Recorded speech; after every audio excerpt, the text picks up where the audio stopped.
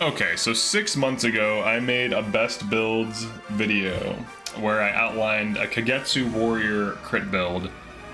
And I think I broke down different things you could run on it and stuff like that. But this time, we tested it. Now, the math on it was good. Like, obviously, Kagetsu has high strength, he has high speed, he has a good build. He would easily kill it on Warrior. But I think he is actually one of, if not the absolute best Ike tank in the game, without a doubt. So even though his defensive stat isn't as high as like Gold Mary or Timerra on this class, because Warrior typically isn't known for its defense, his defensive stats are high enough that with Resolve Plus and Ike's half damage, he will be able to absorb a similar amount of enemies, maybe slightly less, but he also does have higher health than both of them. So, because Warrior is a high health class. Now, right now, he's running speed +5 and axe power, but I think the axe power was a mistake. I'm going to replace it with gentility, and what we're going to do is make him God tier. Right now, this build is easily like high S tier. I would say it's even better than Timerra Ike, because you basically don't need, like, you can just run speed +5 and he'll kill. So he definitely displaces her Ike build. So if I'm gonna say hers is S tier, his needs to be God, or she needs to bump down to A tier on her Ike build. To like, in fairness to how I tier things. Also, for Panette on Ike, I think he displaces her because he's accurate enough to run Corrin engraving, which Panette is typically not on the crit builds, and that is an extra +10 crit. So he can hit 100 crit just like she can, and he can also advantage Wrath. So he basically can do everything both of them can do, but better. So I think they both bump down to A. Or if we want to say they're in S, then we would have to, you know, test him out on gentility, and then maybe we just put him in God tier, which is like, so like here's my tiering. Here's how I look at the game. C tier is it's viable, and I don't think anything is below C tier, because at the very least you could reclass people onto staff bot, and they would help you, they would heal, they could obstruct, they could remove conditions, warp, rescue, chip damage with Thoron. Even units that don't have good magic stat can still do like 5 damage with Thoron, or be made into like warriors or hero bots, whatever. Every unit is at least viable in this game. If there were units that were truly so bad you couldn't get them online, I would have like D tier, F tier, and so on. B tier, these units are viable, but they take less work than the C tiers. They could be good in some cases, or just kind of like more towards like lower B, they're like viable. A tier is the units are like pretty good. Some like lower A is like good, higher A is like they're great, like they're really good. They make the game easier for the most part. S tier units are borderline broken. The higher on S you go, the closer to breaking the game you get. And the lower on S you go, the closer to just being almost an A tier you get. So typically, I place units that most people agree are insane in S tier.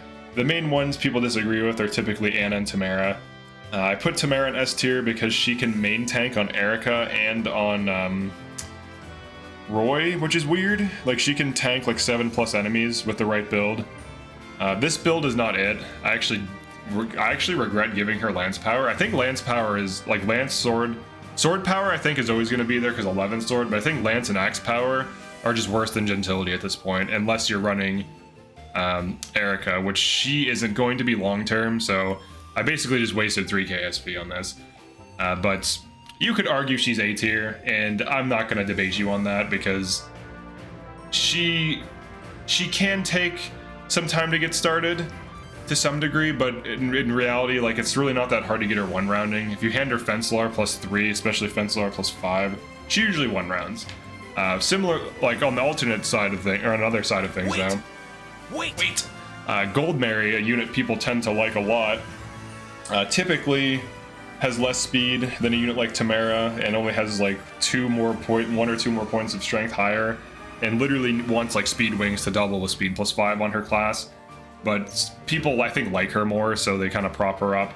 But I put her in like A tier, and if you want, for the people who really hate her, I'll put her in high A tier for you, so that you can feel safe at night with Kagetsu being an S. Alright, so if Kagetsu stays in S, I would say we bump Timerra down as a tank. On Ike. On Erica Roy, I haven't tested him main tanking on those. Now, the nice thing about him on Warrior is he has really high strength and good enough defense. And he can also run for crits, so if he attacks like this, before Wrath has even occurred, which is what Panette needs to hit 100 crit rate anyways, he can roll 73s and double. That is something she cannot do. So player phase, he's just immediately better. He also has better enemy phase than her. He has more durability than her, than Panette. So if you want to go for mitigation tanking, he can do it. With Gentility Plus and Resolve Plus, this may be like one of the few God tier builds in the game. And by that I mean like just by virtue of using it, it breaks the game. Now I understand there's these avoid stacking builds that use engravings that can cause maps to concede, like the maps give up and the AI won't attack you. You could consider that God tier. But the difference is this build, the enemies attack you and he kills them all. Whereas with those avoid tank builds, the enemies don't attack you and it takes forever. So if you can just send a unit in a group of enemies and just watch them kill things, that's pretty good. Now with Ragnell, because he has high build, he can double pretty effectively. Alright, and he can roll for crits. The other thing that's nice about Ragnell is it has a little bit of crit on it, and then once he gets Wrath from losing health, he gets increased crit rate. So it has crit 18 right now. But then you can get up to plus 30. So he can even crit on this, which is it's similar to like Sandstorming, which is around like 30 to 40% depending on your decks. So he basically has a mechanic like Sandstorm, but with higher might. So I do think he does displace Timerra as like one of the better Ike tanks. Now the reason I always valued her on Ike is because she's a fast unit with high defense, and there's very few units that have those properties. Kagetsu is one of them. I don't even really know who else is fast and has high defense. I don't think anyone. I think it's literally just Kagetsu and Timerra. He can Silver, Great Axe, Great Aether, and kill a lot of things. Now, usually only like generals and diamonds can really get away with this on Ike, but he can do this on Warrior very well. Now, other units could too. Like, you could theoretically do this on Panette, but she would get doubled and take more damage, and magic would melt her, whereas he can tank it because he has the speed. Like, decent res, even 13 is enough, and just not getting doubled by mages is usually enough to tank them. So let's just look at the result though. Now I did do a similar test on Timerra where they fought the exact same enemies. They both kill the mages, and he usually kills the archer and she doesn't. That's the difference. He has way more damage though for free. So now she can do something that very few units can do, and that is main tank on Roy as a fast unit. So Binding Blade, defense and res plus 3, Gentility, or no, she runs Resolve plus, I think it was. Yeah, speed plus 5 and then Resolve plus. And then you basically get defense res 12. Engaging on Roy gives her like plus 3 or 4 more defense, plus 2 or 3 more res, and she can just tank on Binding Blade and 1 rounds off of might for the most part. And yeah, he's rolling for crits now. He has that 30 to 40 crit rate as he takes damage. He would have killed on might anyways, but this is the result. They have like a similar result in this stage, and we're like post chapter 17. So this is immediately doing Sigurd's paralogue with like level 20 something units, like level 25. He's like level 27. So, but they basically got the same result, except he kills this archer and she puts it at like 10, 20 HP.